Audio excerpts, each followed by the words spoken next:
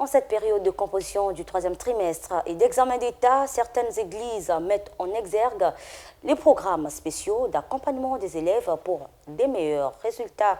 C'est le cas de l'église Soleil Couchant Tabernacle. Je ne vous en dis pas plus, suivez plutôt ce reportage. Exhortation. On appelle ça comment? Hein?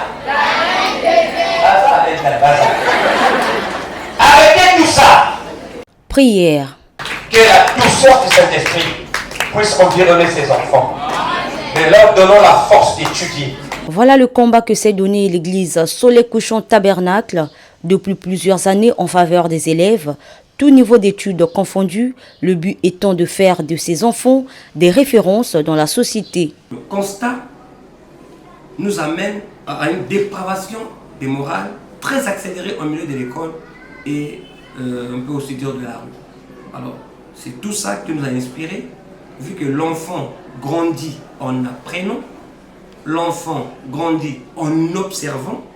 Il y a même un adage de chez nous ici qui dit: quand un enfant a bien chanté une chanson, et partant ainsi les adultes, c'est qu'il a appris des grands, il a appris des adultes, des parents.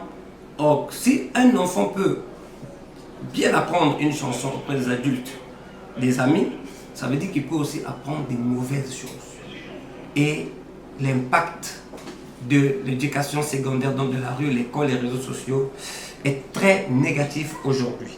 Ce qui nous a amené finalement à décider de recevoir les enfants, non seulement à la rentrée scolaire, mais une sorte d'évaluation s'impose tous les 3 mois pour bien les gérer spirituellement,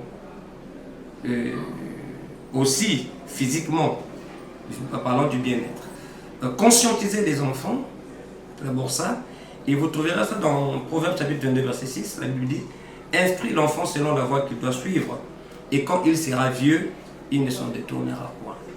Hier, réservé qu'aux élèves en classe d'examen, en cette nouvelle année 2024, le champ a été ouvert à tous les enfants, question de les prémunir des mauvaises influences extérieures. Dans cette église, Soleil Couchant Tabernacle, dirigée par son révérend Francis Tumona, avant, nous recevions des enfants une fois l'année, beaucoup plus à la rentrée scolaire. Mais nous avons constaté qu'avec les prouesses scientifiques, technologiques, notamment les réseaux sociaux, WhatsApp, Facebook et comme ça, les enfants connaissent aujourd'hui des troubles de comportement, des troubles de mémoire. Il y a tellement de dégâts parce que les enfants apprennent trop de choses aujourd'hui en dehors du foyer conjugal. Ben, vous comprendrez notre décision, notre nouvelle façon de faire, au lieu d'une fois seulement l'année, donc en phase de la rentrée scolaire, mais on en fait maintenant 3 fois l'année. Donc disons, si vous prenez 12 mois divisé par 9 mois divisé par 3, vous avez donc comme ça là 3 trimestres. Donc on a décidé, tous les 3 mois, on doit recevoir les enfants.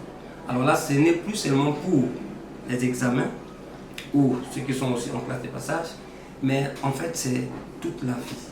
Parce qu'un enfant, par définition, est un jeune humain au cours de développement et d'épanouissement, dépendant de ses parents ou d'autres adultes. Dès lors qu'un enfant dépend de ses parents, dépend d'autres adultes, et aujourd'hui, il y a pire que ça, les enfants dépendent maintenant des réseaux sociaux, vous voyez, de tout genre, des amis à l'école qui contribuent à une seconde éducation et qui est la plus dangereuse. Il faut dire que les résultats sont probants depuis l'instauration de cette activité qui a d'ailleurs suscité un esprit d'étude intense pour occuper le premier rang. 43, première, tu as quel âge? 6 ans, tu es en quelle classe? CP1. Première, elle commence bien, hein? Jusqu'à l'université au nom de Jésus-Christ, première. D'accord? Il ne faut jamais perdre cette place-là. Combien? On a fini à combien? 43 premiers et premières sur les couchants tabernacle. On acclame encore très très.